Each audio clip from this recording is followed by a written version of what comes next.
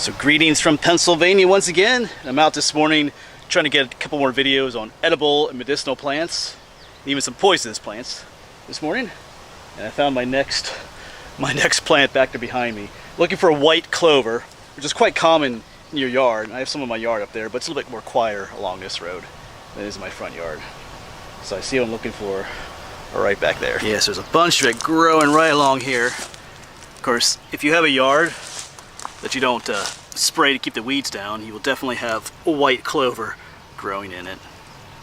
Because that's the typical, clover leaves and the white flowers. So I'm going to pick a couple of these.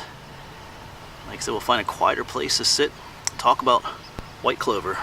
Alright, so here we have our white clover that we picked up from the roadside. Got some of the leaves here, none of the 4-leaf clover, just the 3-leaf ones. And we got a couple of the flowers here too. Here's the name, white clover, and the scientific name, trifolium, which refers to the whole 3-leaf clover thing. Here's another look at the plants. Little white flowers. Like I say, if you have a lawn, you probably see these in there. And I don't have any of the 4-leaf clovers, like I said, just the 3-leaf. A little bit wilted since I drove here to this spot after picking them. But there you go. So both the leaves and the flowers are edible. I've tried these before. The leaves, there's nothing special about the leaves. They don't taste horrible. Like just in a previous video, I ate some of the chicory leaves, which are very bitter. Clover leaves aren't bitter. They just have that very, what I call, green plant taste. But I think if you boiled them and ate them with other greens, like the lamb's quarters, which I did earlier, be a little more palatable, I think. Just don't have really any extra taste to them. Though I did read that when you add them to different foods, the leaves, they can add like a slight vanilla-like flavor to things. Because I'm eating them raw, not really tasting that at all. Maybe it comes out when you cook them. But the flowers are edible as well. Let me finish eating the leaves here. Swallow. Flowers actually have somewhat of a nice taste to them. Very mild. They don't taste bad. I'm trying to think what they taste like. But yeah, you can make a tea from the flowers.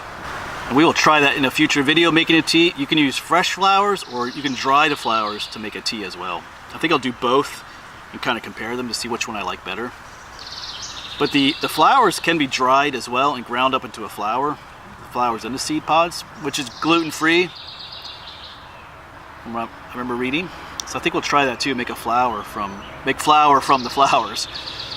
There you go. And they do have some medicinal qualities to them as well. I think in more ancient times they used it as like a blood purifier or a blood cleanser, the tea from these. It also be used for cold symptoms and fever symptoms.